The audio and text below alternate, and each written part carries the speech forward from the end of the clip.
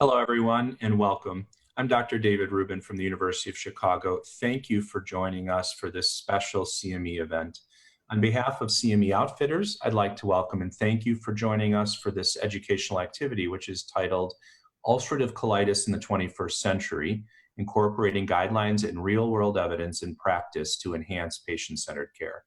Tonight's activity is brought to you by CME Outfitters, our award-winning accredited provider of continuing education for clinicians like you worldwide. Today's CME and CE activity is also eligible for the ABIM mock points. Make sure you participate in the program and complete the post-test and evaluation. I want to point out to you that you can also do the MIPS improvement activity, and you can follow some of the instructions here as well as on the website. So again, I'm David Rubin. I'm a professor of medicine at the University of Chicago. I'm also the chief of our GI division there. And you can follow me as well, and my Twitter handle is IBDMD. I'd like to welcome our panel joining me today. First, let me introduce my good friend, Miguel Reguero. Dr. Reguero is professor and chair of the Department of Gastroenterology, Hepatology, and Nutrition, and the Pierre C. and Renee A. Bora Family Endowed Chair in Gastroenterology and Hepatology at the Cleveland Clinic in Cleveland, Ohio. You can also follow Dr. Reguero on his Twitter handle, which is at mregueromd. Welcome, Miguel. Thanks for being with us. Thank you, David. Good to be here. Your audio sounds perfect.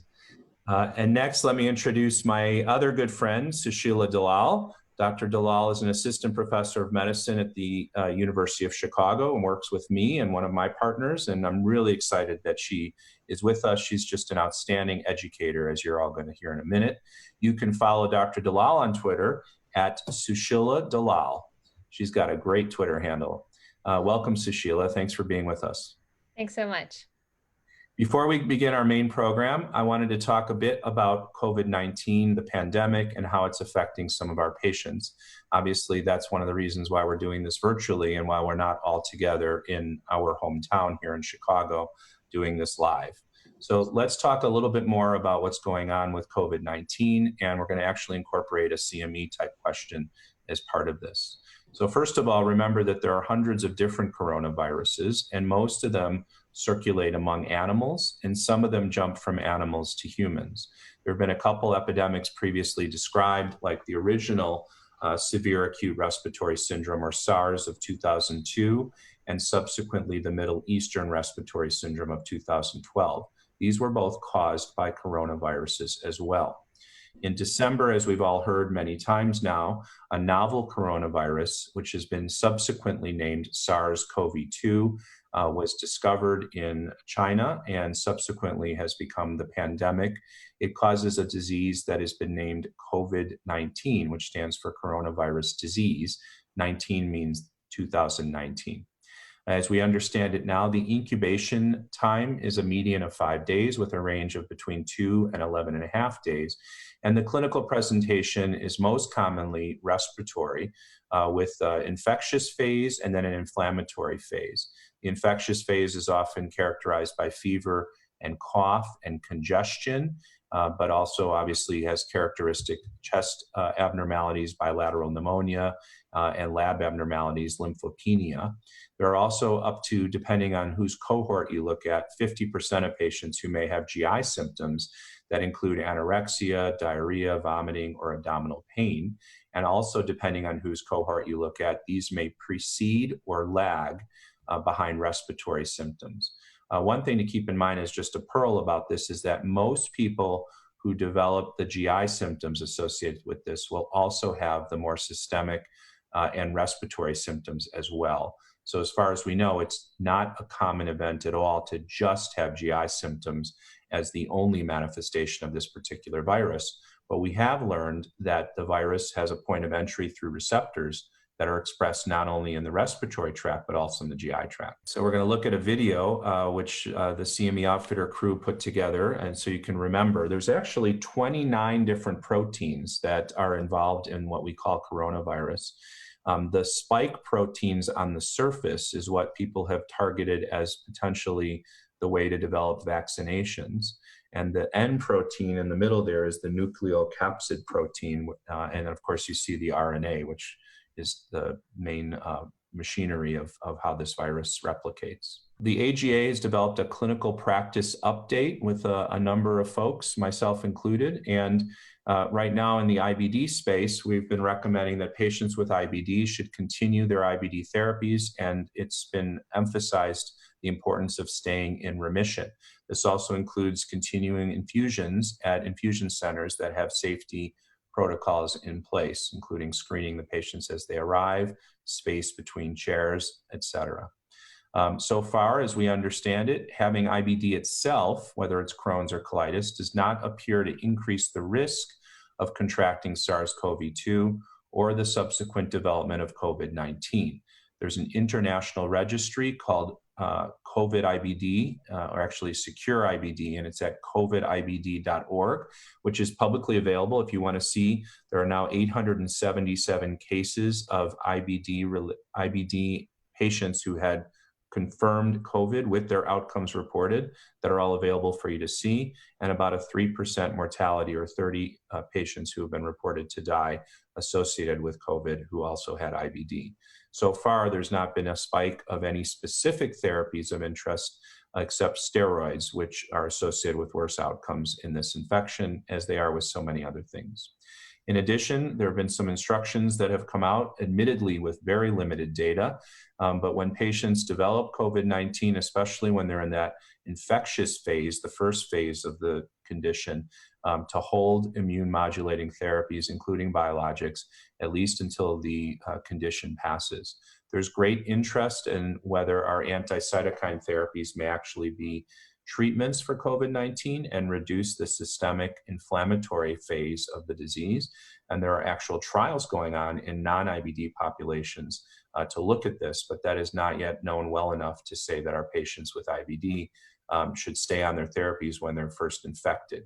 So there's a lot we don't know. And of course, the half-lives of these therapies hang around longer anyway. So stay tuned. And if you do have a case of a patient with IBD who develops confirmed COVID-19 and you know the outcome, I really do encourage you to put it in this registry so that we can all learn from each other.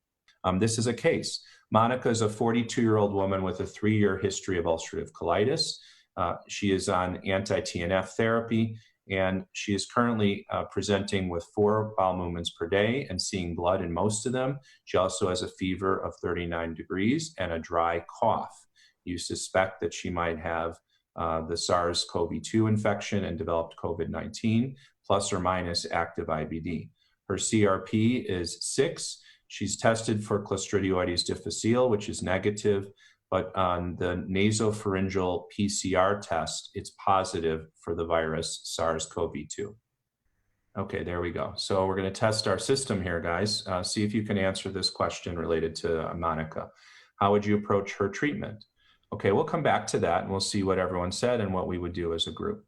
So the clinical practice update that the AGA helped us put together describes how to approach patients with active IBD, as well as how to incorporate the management or at least considerations for the patient who has COVID-19, as we've seen with this patient example. So if the patient has symptoms or findings suggestive of COVID-19 and they test positive for COVID-2, the SARS-CoV-2, as this patient did, the recommendation is if they're on prednisone, try to get them down or off. And if you need to, switch to budesonide MMX. If they're already on 5-ASA or budesonide or other rectal topical therapies or nutritional treatments, you can continue those. The recommendations are currently to hold immunomodulator therapies, including our small molecule JAK inhibitor, and to delay additional dosing of biologics until the patient recovers from COVID-19.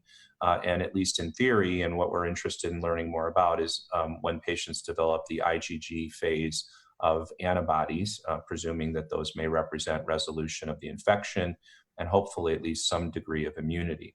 Obviously, in patients who are severely ill and in ICUs, the management of the COVID-19 takes precedence over anything with the IBD, and they may even be enrolled in clinical trials now for some of those treatments. So this is our general recommendation. If the patient had tested negative and you were still strongly considering whether this was COVID-19 and other evaluations for workup were negative, you still should treat them as though they may have COVID-19. Remember that the nasopharyngeal swabs have a sensitivity of only 70%, which means there can be false negatives in some of those situations. And then, of course, evaluate your patient to find out why she may have been having active IBD and what else might be going on, including whether or not she's having too much clearance of her anti-TNF therapy. So hopefully that gives you some guidance. There's a nice algorithm that describes the rest of this in that GastroPub, which is also available at the AGA website. So now that I told you all this, in this patient who has active colitis and who has a positive SARS-CoV-2 test with a fever and a cough, if we go back to the audience response questions, you get a second chance at it. You can try answering again. Same question, how would you approach the treatment? All right, so let's see how this went. Very good. So what I'm seeing here is the pre is blue and post is green. And you can see there's been a definite shift of folks. Some folks had said, stop all treatment. That had been almost half of you initially. And then after we talked a little bit about it and how you might use budesonide as a reasonable option for someone with active IBD, we got more than half of you to switch over. So that seems like the right thing to do. Remembering that she seems to have active colitis in this setting. You could certainly think that the SARS-CoV-2 might be contributing to her GI symptoms, or that it might even trigger her colitis, although we don't know if that's actually happening yet. But in any event, giving her the budesonide seems like a reasonable thing to do while we're trying to address her COVID-19 status and watch her evolve and hopefully recover from that. Very nice job. And we can come back to that during the Q&A if there are more questions. Thanks for that. Okay, so our first learning objective, and each of my faculty and I will be covering one learning objective, is to follow the updated ulcerative colitis guidelines to incorporate elements of prognosis into your diagnosis and treatment decision-making. Let's go to another case. This is Ross. He's 70 years old, although he is quite well otherwise, and he has new symptoms. In the past month, he's had a mild weight loss of 6 pounds. He's had frequency of stools up to 5 a day, and he's seeing blood in about half of them, and he's also experiencing urgency. He's been a pretty healthy person. He runs every day, and obviously when he goes out for runs now, he can't make it because of his urgency. And he's still working as a consultant and is traveling occasionally. Baseline labs show that his hemoglobin is slightly low, his CRP is elevated, his calprotectin is elevated, C. diff is negative, and here's a new thing that we're considering in these situations, of course. He was tested for SARS-CoV-2 by PCR nasopharyngeal swab. That's also negative. And you perform a colonoscopy and confirm ulcerative colitis and give him a Mayo endoscopic score of 2. Remember that the Mayo endoscopic score in ulcerative colitis goes from 0 to 3, 0 being normal and 3 being severe. So given these lab findings in this colonoscopy, I ask you to characterize Ross's disease activity. So in the last year or so, there have been a couple updates to the guidelines. The ACG came out with their clinical guideline for ulcerative colitis in April of 2019, and the AGA came out with a couple different guidelines, one related to mild to moderate disease, and the other, which is listed here, moderate to severe ulcerative colitis. You can see both of these guidelines went through a pretty rigorous society-based pathway in order to get approval and to be available for us to learn from. We'll cover some of the main takeaways from these guidelines in this presentation. So in the ACG guideline, there are a couple updates that are important to keep in mind. The first thing is that they differentiated activity from severity. Activity is how sick your patient is right now. Severity is prognosis. In addition, we developed a new disease activity index, which is based on how sick the patient is now, and separately called out prognosis or severity, which I'll show you in a moment. We also lumped moderately to severely active disease together in one category compared to mild disease, because in clinical practice, that's usually how people think of things, but also because when you look at available therapies, which Miguel will be covering, you'll appreciate that the labels for many of our therapies are divided that way as well, and that's usually how we consider management.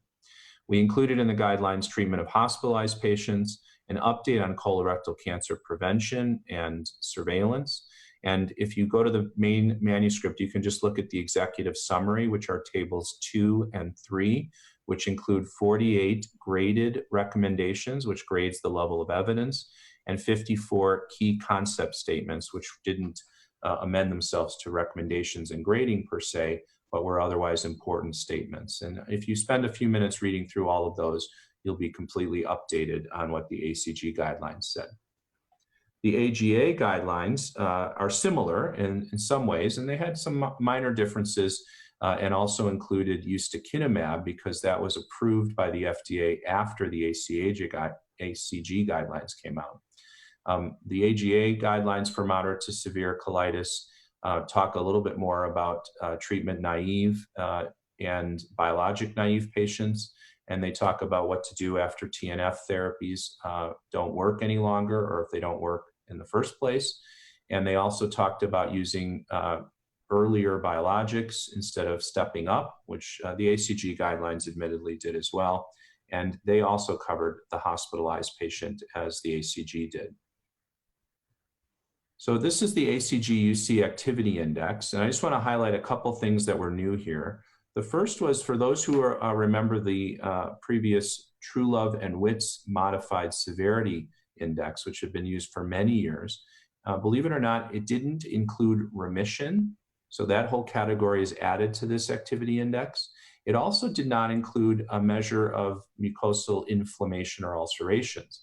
And so whether it's the Mayo endoscopic subscore, which is the second row from the bottom, or the ulcerative colitis endoscopic index of severity, or even fecal calprotectin, the new activity index does include these measures, recognizing the importance of knowing how inflamed the mucosa is in people with UC. You'll notice that there wasn't much discrepancy between fecal calpro when you're talking moderate to severe versus mild or fulminant, but certainly recognizing that it can be elevated in these situations, as it is in the case example here, is a very important point. It's also provided the additional support many of us needed to have insurance cover this as a test that we order. You'll also notice that we added the row of urgency, which is of course a very important symptom to our patients with colitis and directly affects their quality of life. And so we felt that this needed to be in the activity index.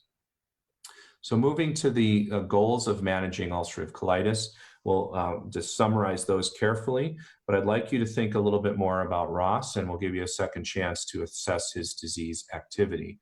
Ross is a 70-year-old man. He was well, and now he's had about 5 stools per day, half of which have blood. He's mildly anemic with elevated inflammatory markers in the blood and stool, and your scope shows that he has a Mayo score of 2. So going back to how we might rate his disease activity, you can score it now and think about where we would put him. All right, good. So we got more of you to agree that he's in the moderate to severe category. Thank you. And for those who aren't sure, that's okay. That's why you're here. We're going to be talking a bit more about it. Some of you might have put him in the mild category because his stool frequency didn't quite meet the moderate to severe category of 6 or more. But if you look back at that table, you'll also appreciate that he does have the elevated CRP and blood in more than half his stools, or at least half his stools. So we throw him into moderate severe for his management. I think that it's not completely wrong to be thinking about whether you might treat him as a mild to moderate patient initially and then see how he does. But for the sake of this particular case, we were aiming for moderate to severe. And we can certainly talk more about that in the Q&A. Now, when we talk about severity, remember this is prognosis.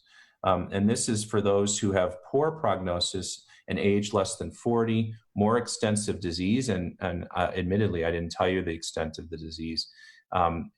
Severe endoscopic findings, which would be if the Mayo score was 3 or UCEIS greater than or equal to 7, if he required hospitalization for his colitis, has an elevated CRP, or low albumin. Remember, low albumin may be a marker of colonic leaking and a more systemically sick patient. So these are the factors you have to think about. Now, why did we separate them the way we have?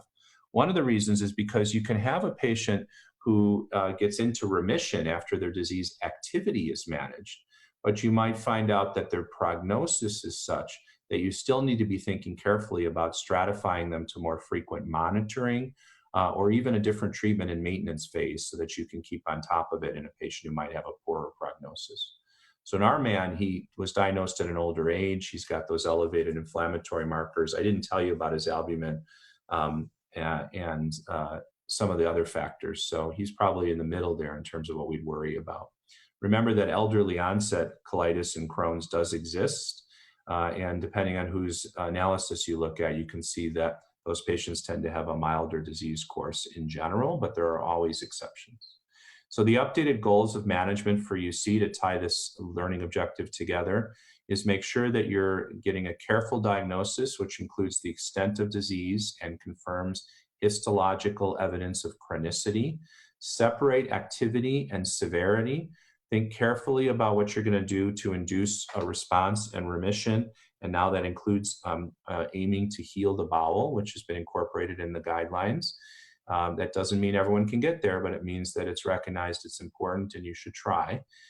We know that maintenance therapy might be identified that's in a patient who's otherwise achieved remission with steroids or who otherwise has been treated initially. You should be thinking carefully about how to do that. And new to the guidelines especially was to screen and appropriately treat or refer patients who have anxiety or depression related to IBD, recognizing that this occurs more often in our IBD patients. We want to prevent complications, and if we're doing this in order, hopefully we are, including cancer, hospitalization, infections, and drug-related complications. And in general, it's been recommended to focus on organ selective therapies before systemic. What does that mean? It means budesonide before prednisone. It means rectal therapies delivered topically before additional escalation of oral therapies. And it may mean some of our therapies that are more gut selective before systemic treatments when you consider other things like extraintestinal manifestations, et cetera. So keep in mind the separation of activity and severity in your management. And with that, I'm going to hand it over to Miguel. I'm sure you're tired of hearing me talk anyway, and let him take us through the next learning objective and a few more teaching points. Miguel? Great. Well, thank you, David, and thank you for having me tonight. I'm sorry I'm not in Chicago with all of you at DDW, but this is a close second and a nice introduction to COVID and then ulcerative colitis. So my learning objective is really to take you through the data on efficacy, the safety and comparative effective data, as well as routes of administration for clinical trials and treatment in ulcerative colitis. So let's go ahead and get started. So let's start with a case, as David did with his presentation. Let's meet Rachel. Rachel's a 30-year-old female with a history of ulcerative colitis, specifically rectosigmoiditis. Since the diagnosis 4 years ago, she's been on mesalamine, and more recently, about a year ago, on adalimumab, 40 milligrams subcutaneous every 2 weeks, and azathioprine, and she's on a dose of about 200 milligrams a day. Rachel has required 2 tapers of prednisone since her diagnosis to reduce the number of bowel movements and urgency. She currently has 7 bowel movements a day with blood. Her labs, you can see there, hemoglobin's 12.2, CRP is 22, C. diff is negative. As with a lot of our patients now, and I just will make this editorial comment, when we have a patient with IBD and they're flaring, it's not unreasonable to check for SARS-CoV-2. And I think David already pointed out that many of these patients who have symptoms will be GI symptoms, but she's negative. So what would you do? So this is a little bit of a busy slide, and I think this is probably our only heavy science slide, but these are the novel targets and therapies in ulcerative colitis. And really, without spending too much time on the details, you can see the different classes and different medications there. So let's go on to the next slide.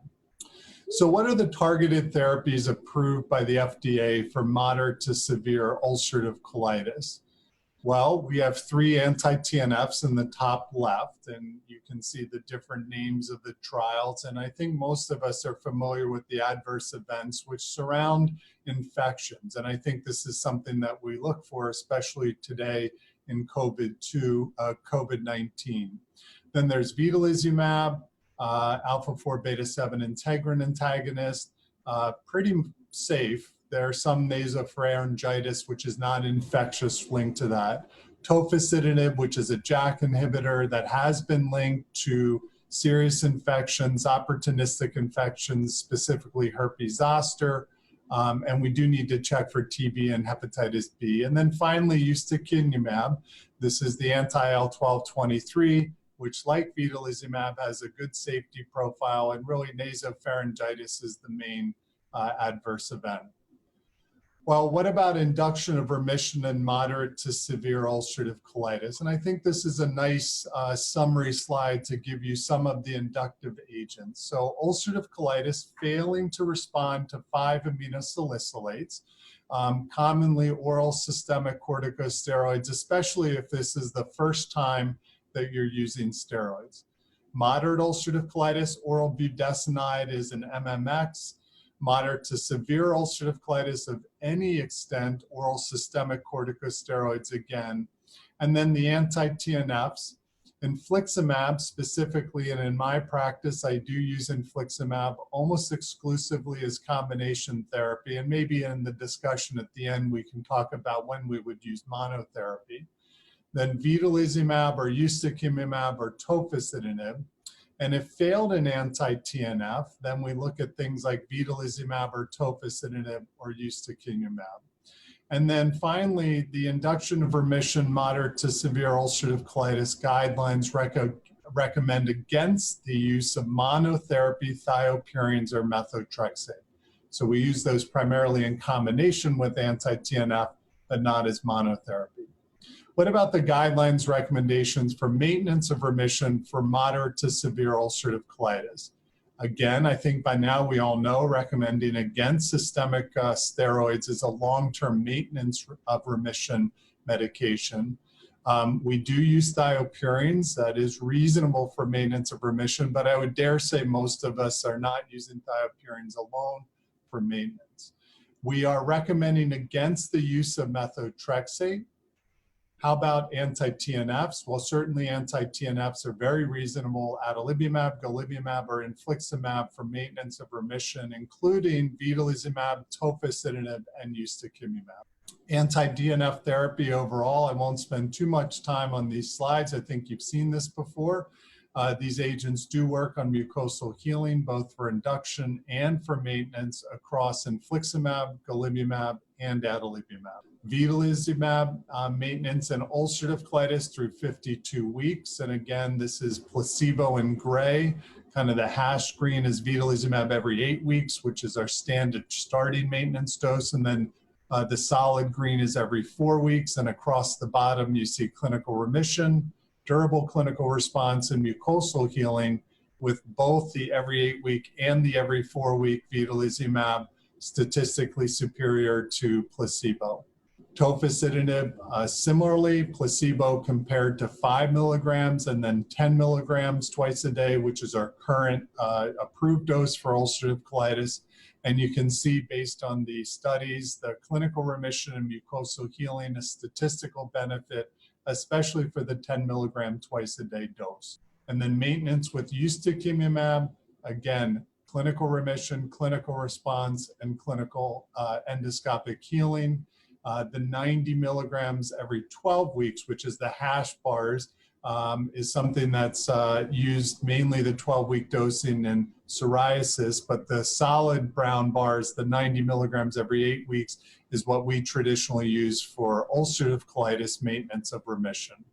So let's go back to Rachel. So just to recap, 30-year-old ulcerative proctosigmoiditis. She's had 4 years of disease, first on mesalamine, now escalates to adalimumab. She has required a couple steroid tapers. Currently, she has 7 bowel movements a day. She does have blood in the stool. Her hemoglobin's 12.2, her CRP is 22, but her infectious workup is negative.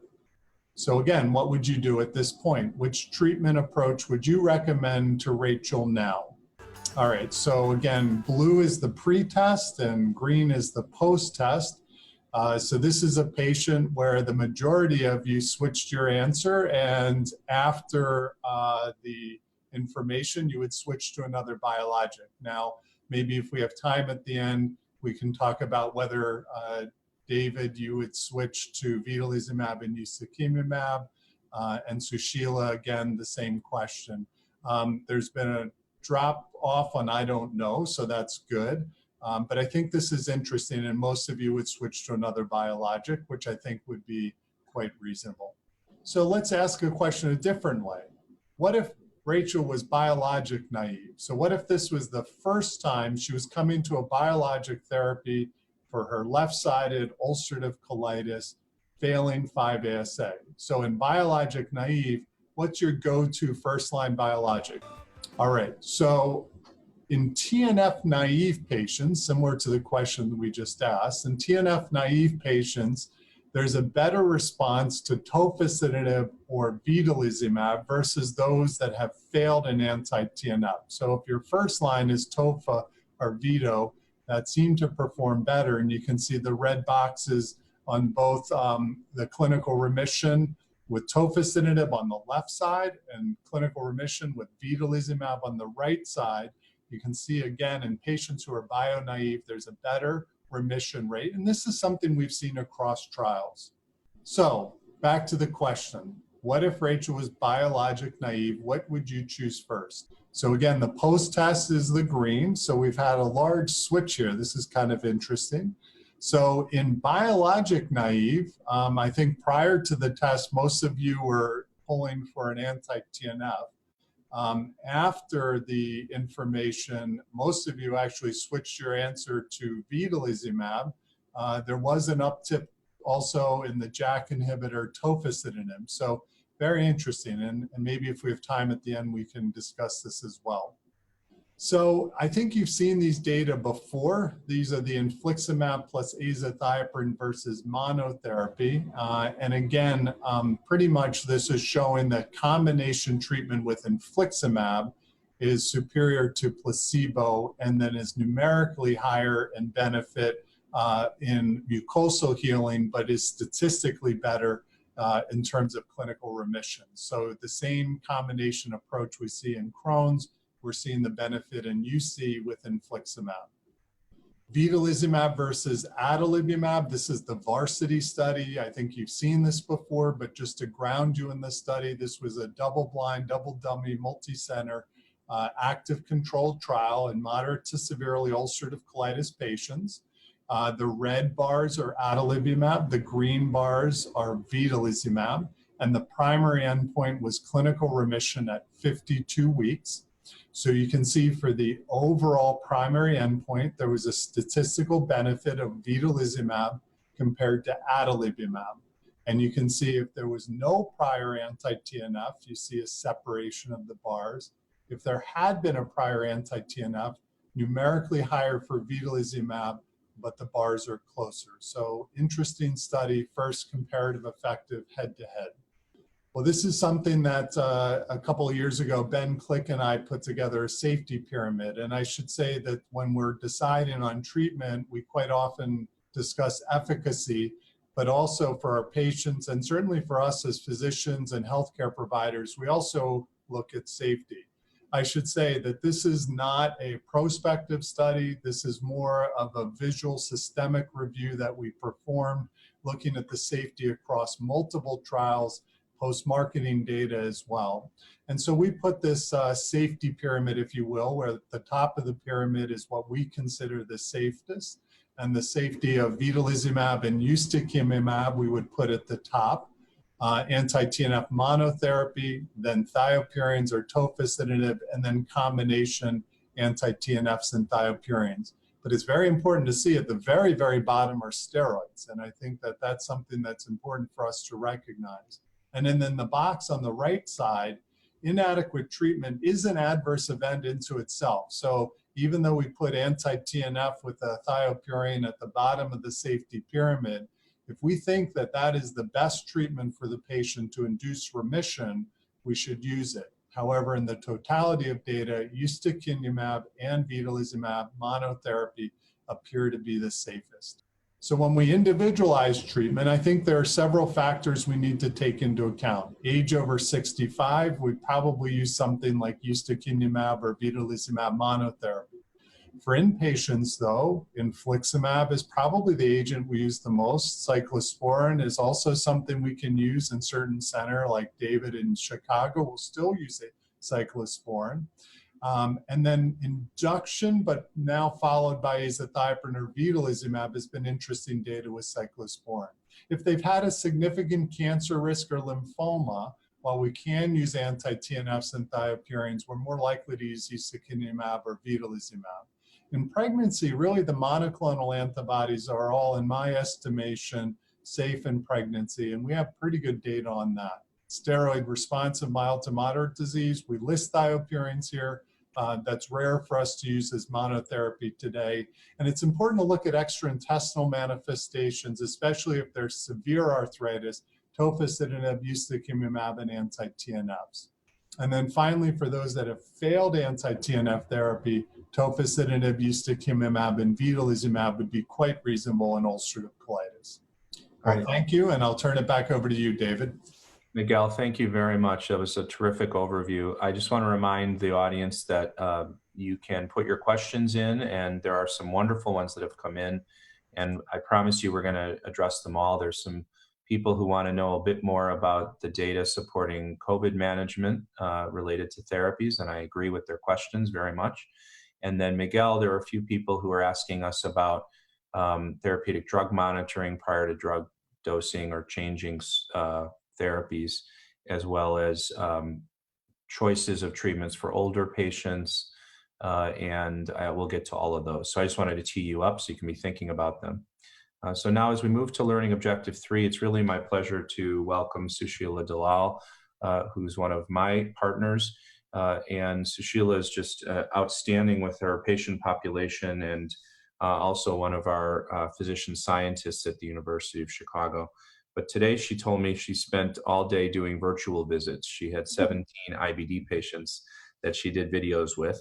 And despite that, she's going to spend a little time with all of us, still on her computer, but also it lends itself to her credibility and her experience in teaching us a bit more about how to talk to our patients. So Sushila, take it away. All right, thanks so much. So in Learning Objective 3, we're going to talk a little bit about shared decision-making. As we just heard a lot about efficacy, we heard a little bit about safety. What we didn't hear about are any biomarkers that tell us which one we should choose and how we should decide about all these medications. So we're going to get at that a little bit with how we come to decisions and how we combine our evidence with our patients' preferences. So we're going to start with a case. In this clinical case, we're going to meet Joey. Joey's a 32-year-old man with extensive ulcerative colitis. Since diagnosis, he's been in remission on mesalamine, 4.8 grams daily, but he recently developed worsening symptoms. Now he has 8 loose, urgent bowel movements a day with blood. He's currently on prednisone. He had a flexible sigmoidoscopy, which showed that he has moderately active inflammation. His labs show that he's mildly anemic with a hemoglobin of 11.2. His CRP is elevated, and he's negative for C. diff as well as SARS-CoV-2. So Joey needs a new medication. How would you approach this conversation and decision with him? So we can see that most people will discuss with Joey. Okay, and so let's talk a little bit more about how we can come together for a decision. So shared decision-making, what do our patients say about it? When you ask patients, do you feel that your clinician engages you in treatment decisions, and do you discuss your treatment regimen preference, the history of your disease, and the severity? Some patients will tell you, yes, the doctor I have now is very engaged with my symptoms, with treatment plans, and anything I want to discuss about my IBD. And we know that when patients feel like that, they often have better adherence to therapy and quality of life outcomes, and often feel that they have a more trusting relationship with their provider. However, some patients tell us that my doctor tells me what the treatment is, and I just do what she tells me. I'd like to feel that we make decisions together, but she never seems to have time for that. So some patients are telling us that they don't really feel like they're being heard, and that their doctor is in a rush and is not able to sort of engage with them. So there's a spectrum of patient to provider communication. And along that spectrum, on one end, we have the paternalistic or maternalistic provider who is telling the patient what the best thing to do is and informing them. And on the other side, we sort of have the patient-dominated consumerist approach. And there's a sweet spot in the middle where we have a balance of what the best evidence is and the provider's preferences and the patient's values and concerns. So the ways the provider can sort of move the needle over to the center is to be present and listen to learn and really listen to find out, well, what is important to the patient? Do they value efficacy the most and they're willing to undertake some risk, or is risk really what's going to drive their decision? And try to tease out how they're going to come to a decision. Asking open-ended questions to try to elicit those patient preferences and identify with the patient what their goals. I think it's also important to identify to the patient what your goals as a provider are. On the other side, how can you move the other way when you're sort of in more of a patient-dominated place is, again, identify the patient goals and proactively manage their expectations. Tell them, okay, we're going to try this therapy for this amount of time, and then we're going to test how it's working by doing a fecal calprotectin or by doing a scope and sort of manage what's going to happen next so that they can anticipate it and participate in it with you. So how do we incorporate patient preferences? So it's important that our patients sort of understand about their treatments. What's important to them may be the efficacy and maybe the safety, but there's also things that are practical to them. Is it an IV infusion? Is it an injection? Is it oral? So they need to know that, that infliximab and vitalizumab are infusions every 8 weeks, and that adalimumab, golimumab, ustekinumab are injections, and tofacitinib is oral. We know that this matters for the patient, whether they travel, whether they're able to take time off from work, whether they think that they can do the injection for themselves at home. So these are some important things to bring into the conversation so the patient can let you know their preferences. So what strategies can we employ to empower our patients to communicate about their preferences? We can focus on the present moment, focus on that clinic visit. It's difficult in a busy day, but you're sort of taking that moment to listen to what they say and what they tell you, because maybe it's not what you think they'll say. Maybe what you think is going to be most important to them or what they will agree to is not the case. Maybe you think that patient would never agree to something like a suppository or enema for their proctitis, but their preference is really that they just need to get well, and they're willing to do that. So you really need to ask them and see what they actually think. Ask situational questions that help the patients open up to additional considerations. Ask them, well, if this happens, what would you consider? So that they can kind of think more broadly about things that they haven't considered before. Provide the information. It's a shared decision. In order to make that shared decision, you really need to provide the patient with the best evidence so that they have the materials to make a decision. I think there is some tendency for patients to say, well, I'm not sure. I don't know about these medicines. You're the doctor. You decide for me. But if you give them the tools to understand why we would choose these medications and how we think they work and why we would use them, then they can better participate in the decision with you. Create a shared set of goals and check them off at each appointment. So, set the goals with them. I tell them, of course, we want you to feel better, and clinical remission, of course, is of the utmost importance, but we also need to make sure that your colon heals, and these are the ways we're going to check on that, and these are the time frames we're going to do it. Because I think a lot of times they're worried, I'm going to take this medicine and undertake these risks, but how are you going to know if it's doing anything, and how are we going to know if I made the right decision? So it's important to let them know that we're going to keep reevaluating our decision, and we can adjust if need be. Okay, so there's also some digital tools we can use to empower our patients and help them participate with us. There's an online decision aid, IBD and Me, which actually can generate a personalized therapy preference. It goes through the medications, it goes through what they are, what the risks and benefits are, and then it actually has an interactive feature where the patients could actually generate a report, which can be helpful for patients to go through to discuss with their physicians rather. GI symptom trackers can also be really helpful. These are just a handful of them are listed here, but this really helps the patient sort of recall what they've been experiencing so they can bring that to the physician and make that part of the decision-making process. And they can perhaps better tell you their viewpoint and what they've been experiencing.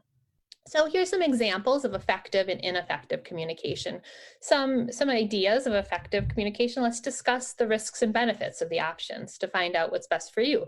Kind of recognizing that it's a multifaceted decision that you're making. Making sure that you're asking what questions the patient has and leaving time for the patient to ask questions, because maybe they've got questions you haven't even thought of, maybe a factor in their decision.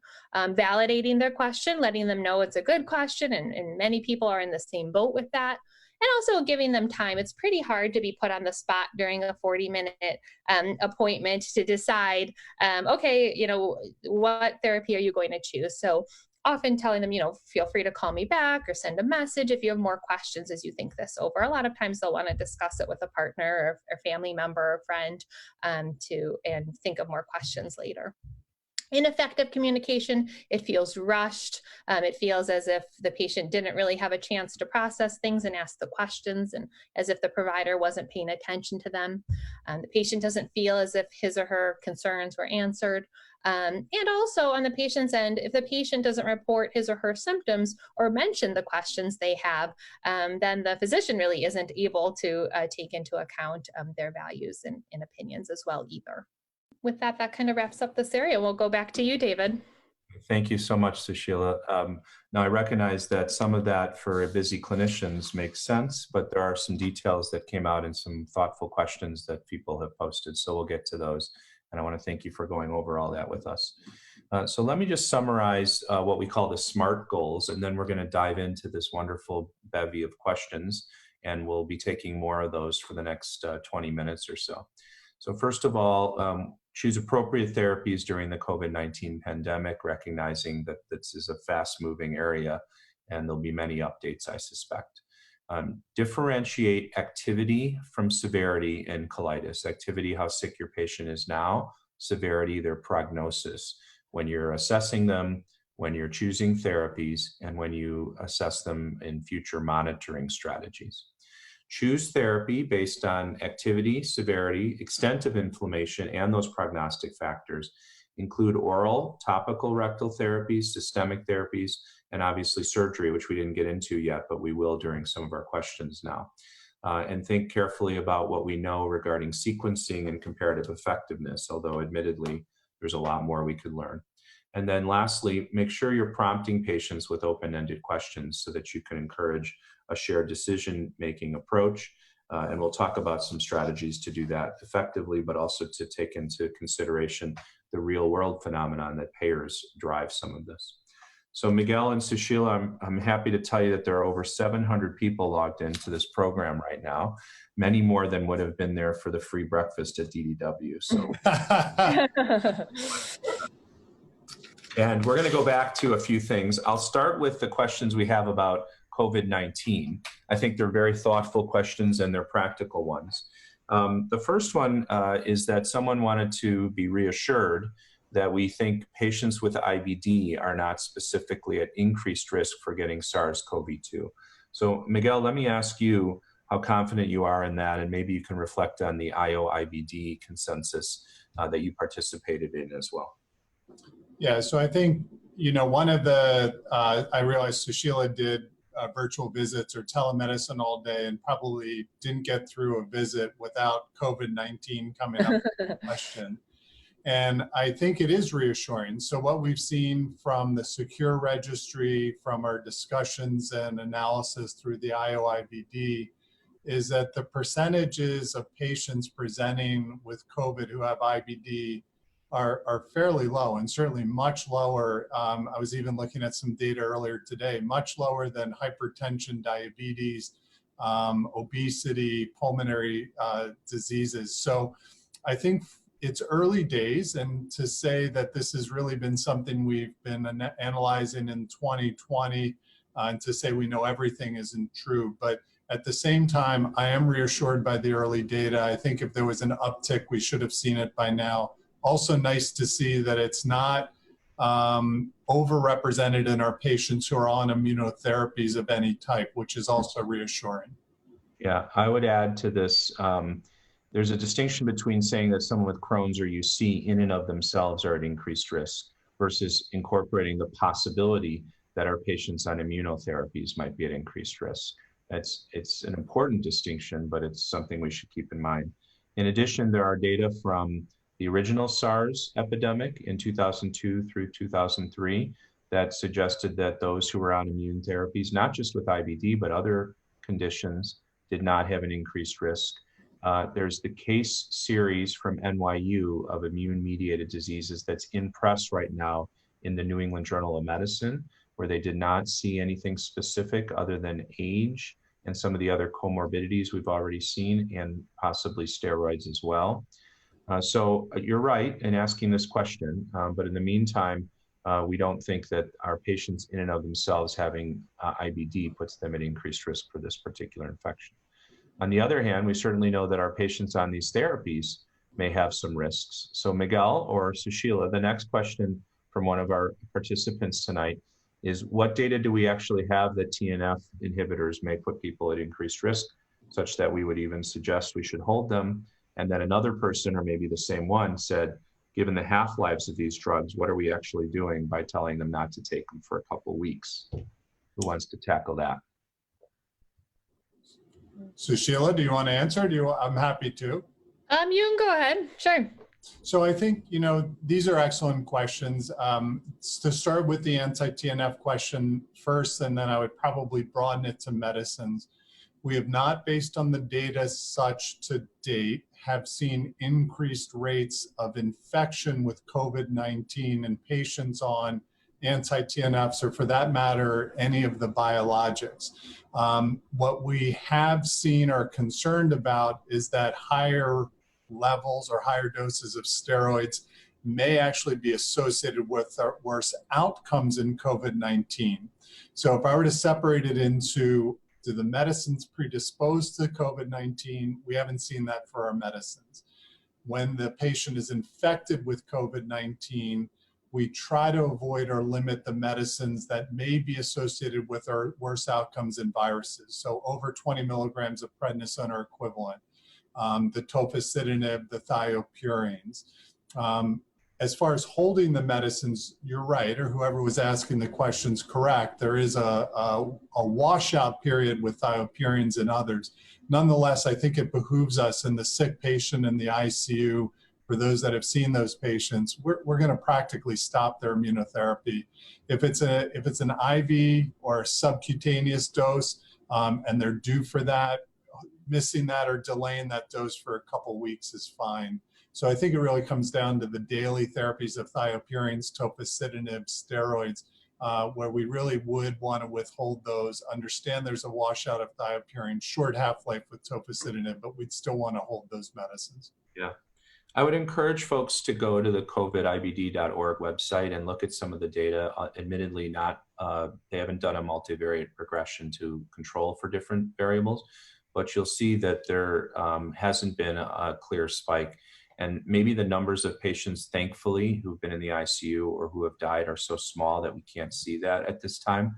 But the person who asked a question about cytokine storm being prevented by our anti-cytokine therapies is certainly a very reasonable thing to think about. We do know that there are trials going on now with anti-IL-6, anti-TNF, and with JAK inhibition in COVID.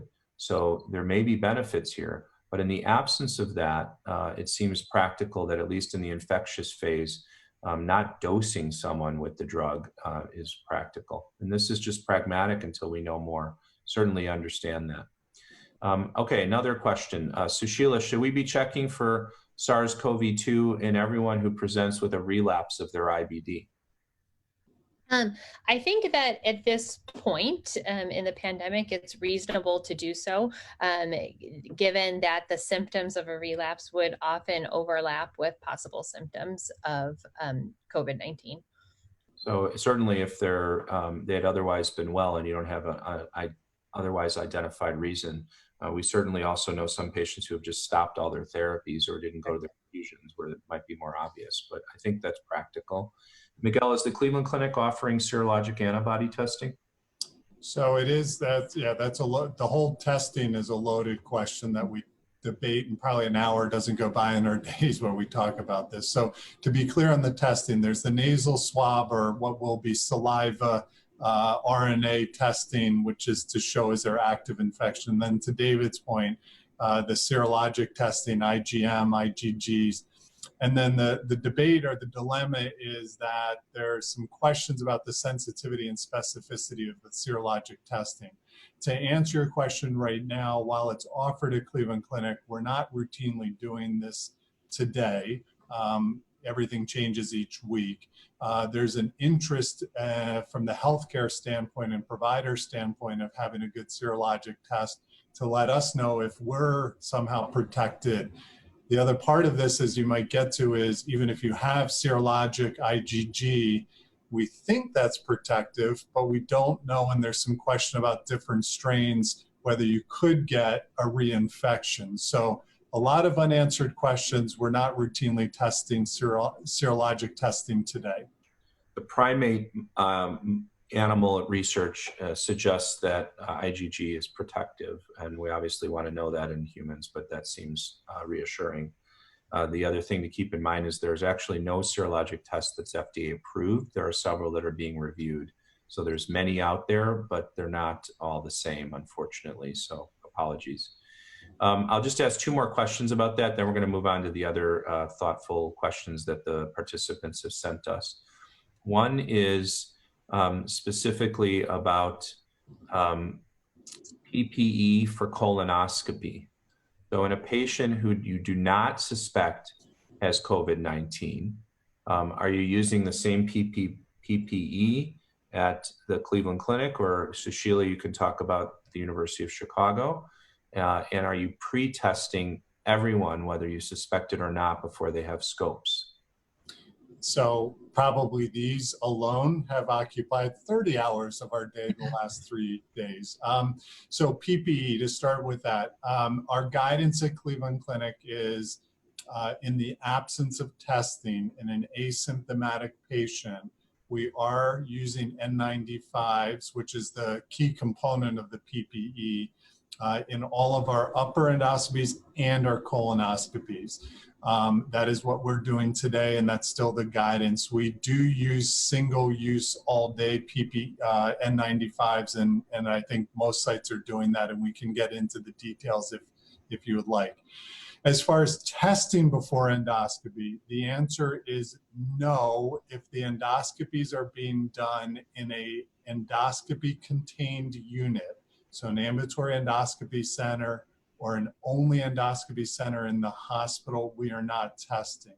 However, if the endoscopies are commingled with patients who are undergoing surgeries, ambulatory surgery center, those patients are being tested. Not because we're necessarily worried about a test positive patient who's asymptomatic having a complication with a scope, but it more has to do with the commingling of patients in these units. And there's a lot more behind it, but I'm giving you the Cleveland Clinic answer, and I'm curious to hear what you're doing in Chicago. Sushila, do you want to tackle it, or do you want me to take it? You can take it. Yeah, so similar to you in PPE use, we do have extended use N95s. The policy is if you take it off, though, you're done with that one for the day. We also have ultraviolet recirculation cleaning of the N95s. Although we haven't needed to do that, it's being done to preserve what we have. We are testing everyone at the current time. They have to come down, though, the day before. We do have point of care tests, but they're in limited supply and used predominantly in the ED. So we are testing everyone at the current time with the idea that, although it doesn't change PPE, because we're using full PPE right now, if we did find someone was positive, we would do their scope in a negative pressure bronch room or in the OR where there's negative pressure rooms rather than in one of our endoscopy rooms. This is still evolving, and I would refer folks to the multi-society guidelines on endoscopy that have come out to read more about this. And the IOIBD website has the endoscopy task force commenting on some of these things. And the only other thing I'll add to what David said is I think it also has to do, and you probably can't turn on the news without seeing this, the accessibility of testing too. So as we ramp up our endoscopy volumes and get up to high volumes, we will have patients who come in not tested even into centers that we want to test. And I think we just have to use good practical guidance. If they're asymptomatic, they don't have a fever, probably not needing to cancel those patients, but that's a personal opinion. All right. And the last question about COVID for now, although more floating in, is do we think that COVID-19, when it causes GI symptoms, raises calprotectin? I think that's an interesting question. Our GI pathologist, John Hart, who's just a wonderful expert, is part of an international group of GI pathologists. And they've described that patients who've had biopsies of their intestinal tract during this pandemic have not had histological abnormalities, sort of akin to cholera, which also doesn't. So you might predict, given that calpro comes from activated macrophages and neutrophils, that a pure COVID-19 associated GI symptom of diarrhea would not elevate the calpro. So if you do have an elevated calpro, look for the IBD relapse or a different infection. At least that's the thought. And I think there needs to be more done here. Yeah, and the only thing I'd add, so I agree with David, the only thing I'd add to that is people probably know that the ACE receptor is what likely the COVID attaches to, and this is found through the GI tract, the enterocytes. The only exception to that, and we did have a couple of these patients, not IBD, because of the microthromboembolic potential for COVID patients, we are seeing some ischemic colitis. Now that's different than what you're referring to with just pure diarrhea and COVID, but keep that in mind. If you have a new onset bloody diarrhea and somebody's sick, it could be an ischemic event. All right, I'm going to shift gears now. Here's a tangential but important question related to COVID, and it'll be a good segue. So Sheila, how do you bill for telehealth? Can you just update the audience on what the federal government's allowing and how we're doing it? Yeah, as of now, for video visits, we are able to bill as an in-person visit, is my understanding. So for a video visit, whether in our institution we've done it through Zoom or we've done it through Doximity video app, we're able to bill as if in person. So they've expanded that for COVID-19. Telephone visits, however, are not reimbursed like an in-person visit. Although they're working on that, right? So there's been conversations that some telephone calls might get billed as a low-level return, but there's still conversations about whether that'll work state by state. Great. There's lots of comments that I'll share with Sushila and Miguel that this was a great program. Thank you from Brazil. Actually, they said goodbye, adios, de Brazil. Someone has no audio, but I suspect that maybe your own computer, sorry, at home, and you can't hear me saying that. All right, let's move on. Miguel, there were a number of questions regarding your patient who was on adalimumab. She had had 4 years of colitis.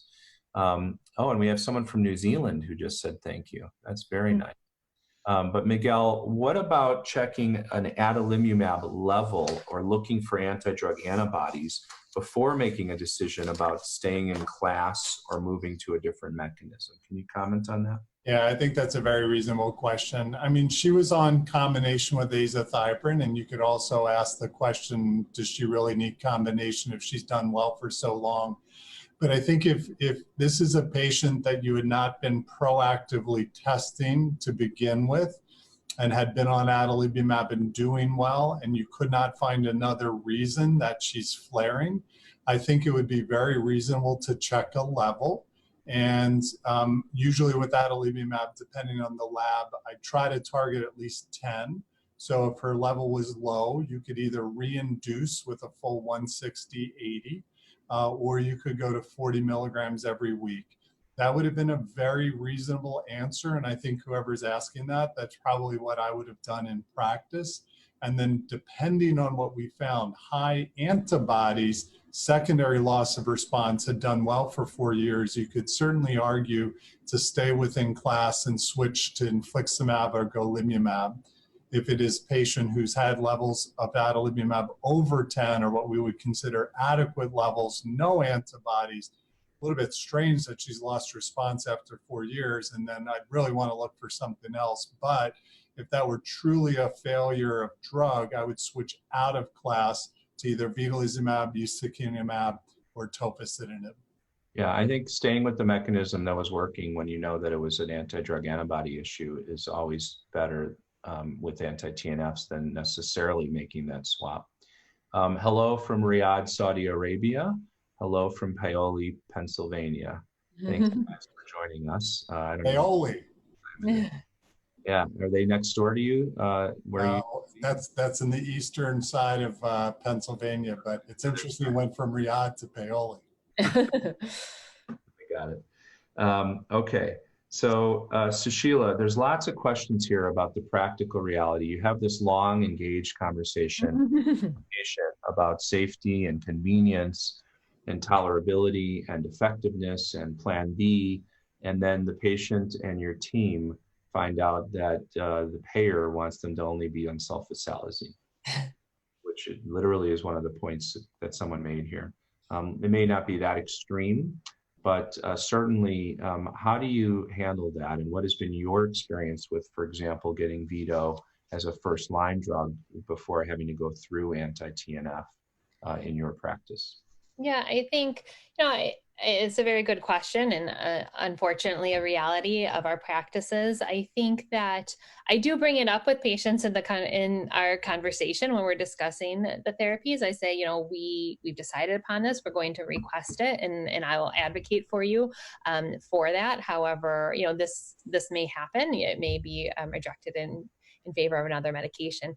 I've been successful in being able to get vedolizumab as a first-line agent. I think oftentimes when a medication is denied, I find that a peer-to-peer appeal or a letter of appeal is often successful, especially with using the particulars of the patient's case. Sometimes, whether it's true or not, the insurance company comes back and tells you, oh, we didn't have those details before. Okay, we'll give you the medication you requested. So sometimes it's as simple as they needed more information. Sometimes just pointing out the data that you have. I mean, certainly for vedolizumab as a first-line agent, you can cite Varsity, you can cite the literature and include copies of the literature. So I think taking that extra step for appeal is often helpful in that state. Sometimes it doesn't work. Sometimes that is the case. And I have another conversation with the patient then I said, look, we weren't really sure. You and I were between these therapies. We're going to try this. And I tell them, but we're going to check back with an objective marker to see if it's working or not. And if it's not, then we have another opportunity to switch. So we say, okay, it's okay to try it. This is an FDA-approved therapy for it. It's indicated, but we're going to set goalposts and make sure it's working. And if not, we can adjust accordingly. Yeah. I mean, I've gotten to the point now where I tell patients that we have plan A and plan B, and we actually go through it before they leave, so that if they get that call that says your company denied this, your insurance company, then we will either appeal, or at least they know that we talked about plan B and that I'm supportive of that option as well. So that's the practical reality of where we all live right now in the world of IBD and in payers. So that's very helpful information. Miguel, can you help us with treat to target in ulcerative colitis? Let's take, you just started a patient on tofacitinib or infliximab, take your pick, but what do you do to assess whether the drug is working? There's some questions here about Calprotectin, about when you might scope. Tell us how you do this. Yeah, so first of all, I want to shout out to everybody tweeting. It's exciting to see the number of tweets, as David said, from all over the world. So thank you for that. I think that's one of the nice things with our virtual programs now. Not only they're Washington, D.C. These are the people sending us questions. I haven't been able to look at Twitter quite yet. Yeah, it's like you said, Australia. I don't know. The time zones must be crazy. So, although I guess New Zealand and Australia. You know what? You're worth staying up for. All right. So how do we do treat to target and assess response? I mean, I think obviously when I'm with a patient starting a new therapy, biologic or small molecule tofacitinib, I think the first thing we tell them is that we want them to feel better and we want them off of steroids.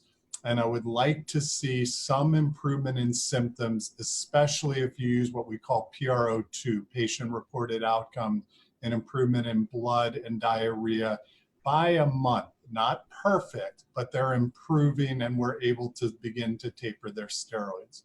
For those that use Calprotectin, the thing that I would like to do is have a Calprotectin that is paired with a colonoscopy, meaning a very high Calprotectin with a very bad looking colon. You know, there's a nice match there. You could use CRP if it's elevated.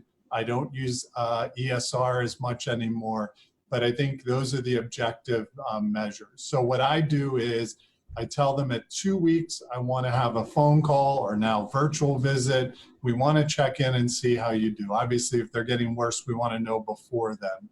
By a month, I really want to see some improvement. And usually by 4 to 8 weeks, I'm checking either a serologic marker, CRP, or a Calprotectin. So within those first 2 months, I normally in my patients will rescope them at 6 months if they seem to be responding. If they're not responding, I'm very worried about something that would require surgery.